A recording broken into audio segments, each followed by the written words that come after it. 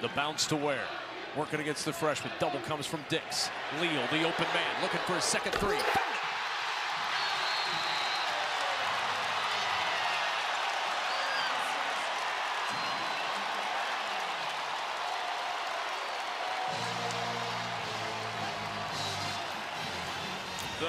Anthony Leal and Ware show up huge for the Hoosiers. We got a victory that we really needed to get. Watford three on the way. Oh!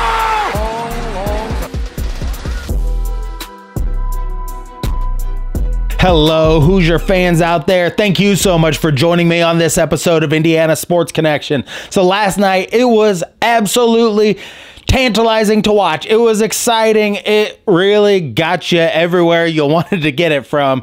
I mean, seeing a guy who's a four-year player that's not seen much time on the floor at all, Anthony Leal, gets his big opportunity, gets 7 rebounds and 13 points, knocks down some big-time three-pointers. And then we also saw, not to be forgotten from this game, Ware really had a gritty performance, and something we can take away from this with him. Definitely my thoughts have changed about Ware big time after watching this game. It was really, he fought through it. He fought through an injury when we needed him the most, and he made some big time plays and winning time. We're going to look at those clips in the episode today. Got some new segments on the show today. I have a new segment called It's Just a Passing Play, and that's going to be the best passing play. And I have a few clips from the game. I really want to break down just some of the things that happened out there on the court. Have a little bit of that for you today. I'll be feeding up about 7 or 8 clips from the game. Key things that I thought were very critical plays in the game at those times. And we'll talk about all that and more on this episode of Indiana Sports Connection. But first, if this is your first time here, subscribe to the channel. We're all Hoosier fans here. We talk in the comments down below. So drop a comment. Tell me what you thought of the Iowa game last night, and we'll have a discussion about it. I respond to all comments on this channel. My name is Aaron. I am your residential anchor. Thank you so much for being here and being part of this Indiana Hoosiers community and Colts community on here. But today we're talking about the Indiana-Iowa game and what happened. And also, to help me out, if you like the video, give the video a thumbs up. If you don't like the video, you don't have to give it a thumbs up. But it really helps to get the video out to more Hoosier fans and grow this Hoosier community. Thank you so much for being here. Now let's get right into the episode. So first off, and I don't want to leave him out because I've been critical of him and his injury, not really him, but the comments that Mike Woodson said about him if he was going to come back and play. Ware, we absolutely needed him in this game. He really was a difference maker. Now, it's yet to be determined, like him and Renew on the court at the same time, I don't think is a good combination.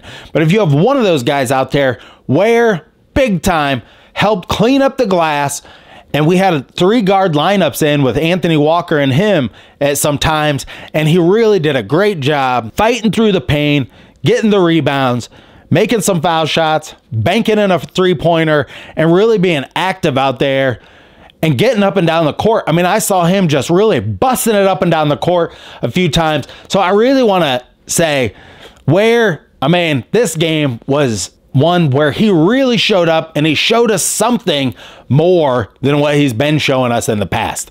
So a really gritty performance by him, and the fans absolutely loved it. So great job to Ware. And hopefully this injury, he can fight through this injury and he'll be okay for the next game coming up at home against Penn State. And the next player to talk about, Anthony Leal, a guy who's been in Indiana for 4 years, who's combined, I think, scored, they said, 13 points total past 2 years. Leal played out of his mind, and we can see how the game is totally different when we have more guys out there that can shoot from distance and more guards on the court with Ware.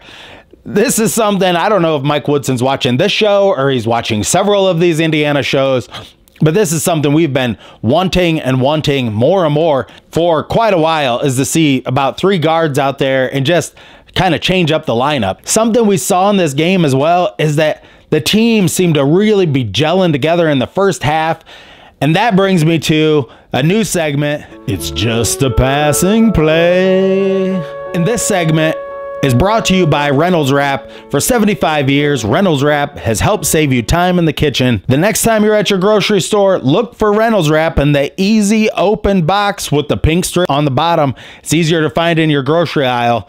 Thank you to Reynolds Wrap for sponsoring this video. And now let's get into It's Just a Passing Play. This was one of the best passing jobs we had out there. If you want to freeze this in a couple of spots, I mean, Galloway gets the ball over here on the left side, throws that skip pass, and you can see everybody's head turn and look at the ball. You got 4 guys looking over here, and we're able to get that pass down to Walker and then a quick pass down to Ware. And that is your passing play of the day. And that is how it's done for Hoosier fans out there.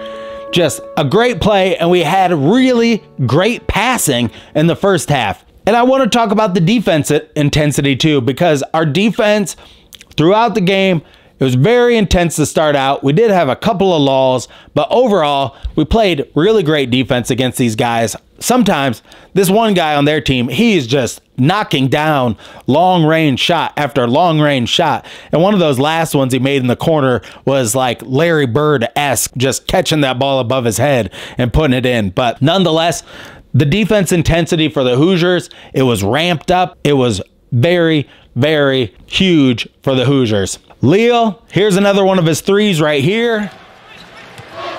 Under 10 on the shot clock. Leal left alone for 3, and he hits. And this was huge. This got the crowd into the game. At times we had Xavier Johnson, Cups, and Leal in the game, or we had Galloway, Leal, and having 3 guards in the game that could really spread the floor. That's really what we did. We did what we've been talking about the whole time. Spread the floor, open up the driving lanes, and that opens up the passing lanes. Just getting 4 guys on the perimeter with Ware isolated down low opens up so much for this team if we can bank on guys to make shots from the outside like we need to. That's the style we need to play more of. Hopefully, this is like turning over a new leaf going forward, and we'll see more games like this where the passing is better and just the overall play is better because we're not so clogged up on the inside and we're not scared to death to take shots from the outside. That is all it takes. We saw that tonight is really was a breath of fresh air. But then coming down in the last 5 minutes of the game, I really started to think, man, all of the great things they did in this game, everything that happened, it looked at times like it was teetering back and forth. The game was on the brink. And Indiana, right down the stretch, made these plays that really won the game. Let's go to this. The Cups 3-pointer right here was absolutely instrumental. We needed that big time. Let's take a look at that. Coming up on 90 seconds to play. Galloway. Out it goes to Gage Cups. The 3 falls. And then right after that Cups 3, they came down. We played good defense. Coming down on the other end, Mbako takes a 3 from the outside. Galloway and Ware fighting for the rebound, and then Ware comes away with it and puts the dunk in. One of the most critical plays in that game. Let's take a look at that. Mbako, huge 3.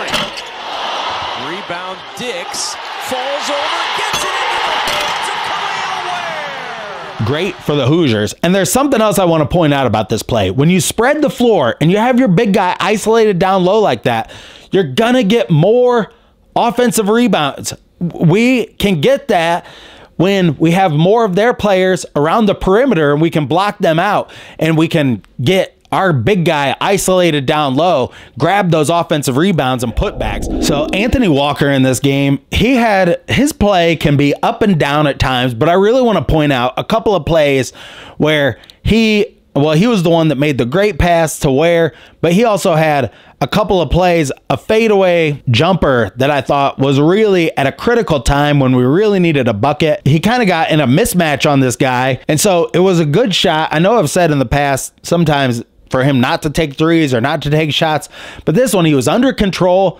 He had great elevation on the guy in front of him and just puts it in. This was just a critical play at the time because at the end of the first half, we were reeling a little bit there, and the lineup we had in, we really needed a bucket right here, and Walker gets it done with this fadeaway. Leave it for Walker. Walker against McCaffrey.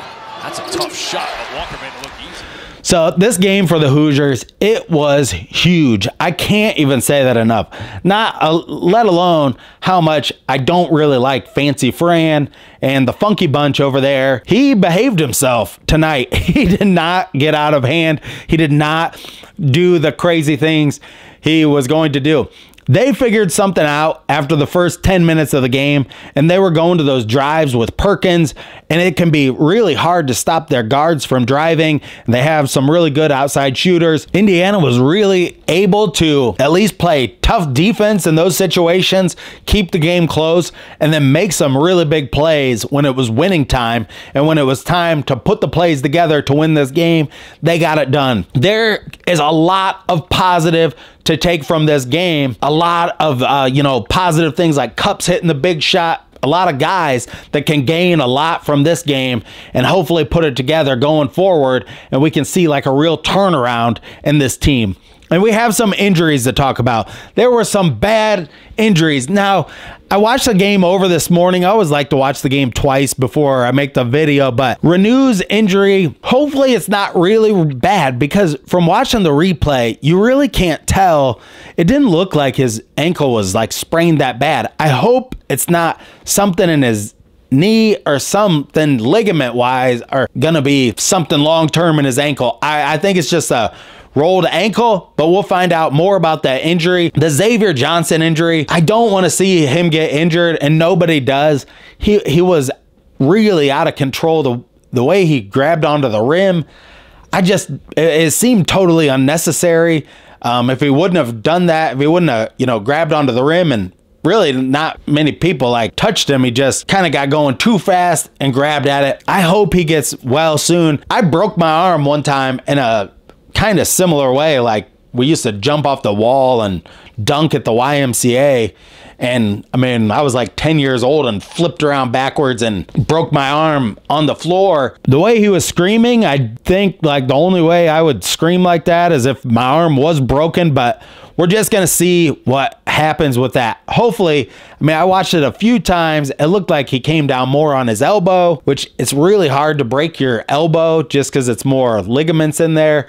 If you land on it, now you might chip a bone in your elbow, and that could cause some bad stuff too. So we're going to see what happens with that.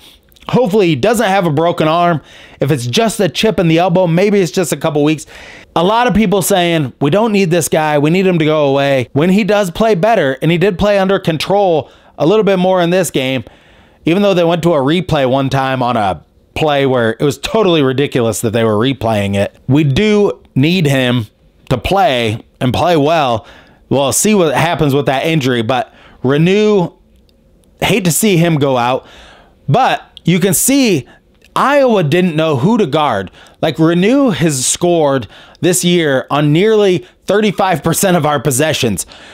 You cannot play basketball that way. I don't care if you're playing with second graders or high schoolers or college players or NBA players. You cannot have, well, maybe LeBron James, but you cannot have one player that you're going to have much involved in your offense, because another team, they can just key in on the double teams. And we saw that at Illinois. It was super hard to score down in the paint because they were coming with the double team so quick. They were leaving everybody open on the outside, daring us to shoot. So a lot to take from this game on, playing without Renew in there. You can see it opens up a lot more stuff. I really think we need to go to, if you're going to have Renew in the game, have Renew at the 5 and have Ware at the 4, because Renew only plays with his back to the basket. He's not really much of a face-up guy, and if he does face you up, it just leads right to him backing you down. And Ware can play from the outside and do more things from the outside.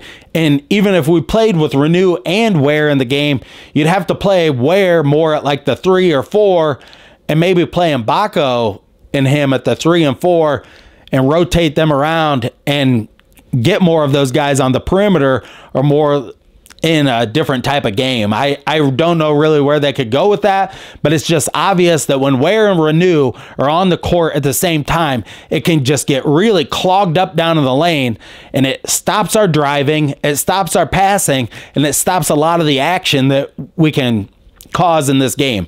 I liked it when it was Ware, Walker, and then 3 guards, and Walker is a little bit better maybe sometimes streaking, getting open down low, making the extra pass, doing some of those types of things, as long as he can be effective that way. But this was a huge win for the Hoosiers. We could not let this one get away at home against Iowa. And you could see, putting the standings up, we're like dead even with a team like that. So now we went one ahead of them.